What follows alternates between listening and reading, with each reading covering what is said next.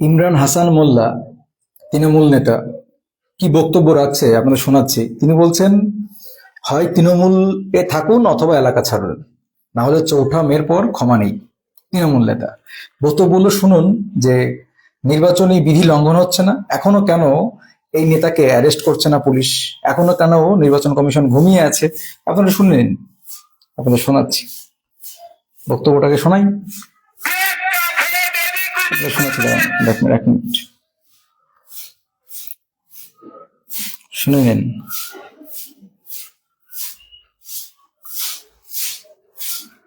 কারণ তৃণমূল খাবে, তৃণমূলের করবে, আর তৃণমূলের সাথে বেইমানি করবে। বেইমানদেরকে 21 সালে ক্ষমা করেছি, এই 26-এ আমরা আর ক্ষমা করবো না। তাহলে আমরা 100% সহমত পোষণ করছি। 700টা ভোট এই বুঝে 700টা জোড়া তুলে দিতে হবে। যদি অন্য জায়গায় ভোট পড়ে তাহলে কিন্তু লক্ষ্মী ভান্ডার ভোটের পরে বন্ধ হয়ে যাবে। তার কিন্তু বলছে যদি ভোট না দেওয়া হয় তাহলে ভোটের পরে টিএমসি যদি ক্ষমতায় আসে লক্ষ্মী ভান্ডার বন্ধ করে দেবে। লক্ষ্মী ভান্ডার কি তৃণমূলের বাপের পৈতৃক সম্পত্তি? তৃণমূলের বাপের টাকা থেকে দেয়? প্রশ্ন। তারপরে বলছে তৃণমূলের খাবে, তৃণমূলের পড়বে। তৃণমূলের খাবে বলতে কি? এই যে সরকার চলছে, এটা তৃণমূল সরকার, এটা কি তৃণমূলের ব্যক্তিগত টাকা থেকে দিচ্ছে? ব্যক্তিগত টাকা থেকে দিচ্ছে। শুনুন তারপর। কারণ তৃণমূল খাবে, তৃণমূলের করবে, আর তৃণমূলের সাথে বেইমানি করবে। এরা এই যে উস্কানিমূলক বক্তব্যগুলো দিচ্ছে, এখনো কেন একে অ্যারেস্ট হচ্ছে না? এখনো কেন অ্যারেস্ট হচ্ছে না? উস্কানিমূলক বক্তব্য এবং এই বক্তব্যগুলো নির্বাচনী বিধি থাকাকালীন কখনই বলা যায় না, এবং সেই কথাগুলো ইনি বলছেন। 21 সালে ক্ষমা করেছি, এই 26-এ আমরা আর ক্ষমা করবো না। আমরা চ্যালেঞ্জ দিয়ে গেলাম, শামীম আহমেদ জিতে গেছে, 4 তারিখে সবুজ আবির এখন থেকে কিনে রাখুন।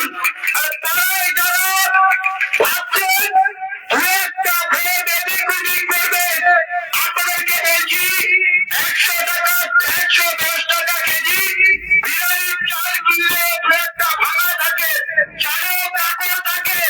এই পাড়ায় দু একটা কাপড় আছে, তাদেরকে বলে গেলাম, যদি তৃণমূল কংগ্রেস করতে চাও এলাকায় থাকো, তাকে আজকের পর থেকে এই বাচ্চা নিয়ে এলাকার বাইরে চলে যাও।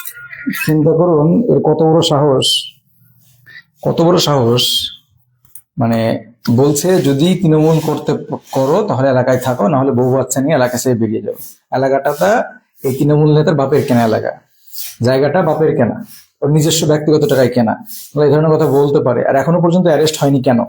কি করছে? একে তো সঙ্গে সঙ্গে অ্যারেস্ট করে জেলে ভরে দেওয়া উচিত। এই যে বক্তব্য রাখছে উস্কানিমূলক বক্তব্য, এটা কখনই বলা যায় না। নির্বাচনী বিধি চলাকালীন কখনই বক্তব্য রাখা যায় না। ক্ষমা করবে না।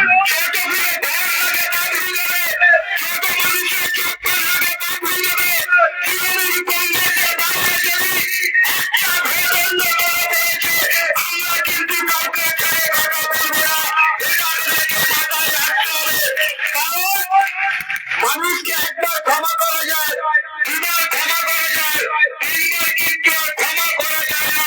কারণ তাদের কাছে অনেক অফিস ঠিক আছে, কোথায় এমপি আছে, তার ভাগ্যে পড়বে, তখন কিন্তু আমরা কাউকে কিছু করতে পারবো না। তাই অনুরোধ করে গেলাম, তারাই গিয়ে চুপি চুপি করলেন। আপনাদেরকে বলে গেলাম, এই পাড়ায় যতজন বাবুর বিরোধী আছে, প্রত্যেকের মোবাইলে কার সাথে কি কথা বলছে সব আমাদের কাছে রেকর্ড হচ্ছে। তাই সাবধান হয়ে যান। যদি পারেন আজকের পরে বাবুর কাছে গিয়ে বলুন সে দাদা তোমার সাথে তৃণমূল কংগ্রেস করবে, 700টা ভোট, 700টা তৃণমূল করবে। প্রয়োজনে বাবু যদি বলে ভোট দিয়ে ছবি তুলে দেখাতে হবে, তাহলেই আমরা বিশ্বাস করবে আপনি তৃণমূল কংগ্রেসকে ভোট দিয়েছেন। তাই সকলে সুস্থ স্বাভাবিক দীর্ঘ জীবন কামনা করে আগামী দিনে এই বাবলুর বুথ থেকে 700 তৃণমূল পাবে। একটা যদি অন্য জায়গায় পড়েছে তার ঔষধ বাবলু দেবে, এটা আমাদেরকে বলে গেলাম। তাই সকলে ভালো থাকবেন, সুস্থ থাকবেন। এই এই গুন্ডা মস্তানকে পুরো গুন্ডামি করছে, পুরো মস্তানি করছে, পুরো মস্তানি কথা। মানে গুন্ডাও এই ধরনের কথা বলে না, পুরো গুন্ডা মতো মস্তানি কথা বলছে। বলছে ভোট না দিলে পরবর্তীতে দেখে নেবে, খান ভেঙে দেবে, হকি স্টিক, যে ধরনের ভাষা প্রয়োগ করেছে, এখনো পর্যন্ত কি করে কথা বলে আছে, কি করে আছে এরা, এখনো অ্যারেস্ট হচ্ছে না কেন? এখনো কেন অ্যারেস্ট হয়নি? প্রশ্ন, এখনো কেন অ্যারেস্ট হচ্ছে না? পুরো গন্ডার মতো কথা বলছে, পুরো মস্তানের মতো কথা বলছে। নির্বাচনী প্রচার করছে নাকি হুমকি দিচ্ছে? এরকম হুমকি দেওয়া যায়? কমেন্ট বক্সে জানাবেন এরকম হুমকি দেওয়া যায় কিনা। কি করা উচিত একে? অবিলম্বে অ্যারেস্ট করা উচিত, এবং অ্যারেস্ট করে মোটামুটি যতদিন না পর্যন্ত ভোট কমপ্লিট হবে ততদিন একে বেরোতে পারবে না।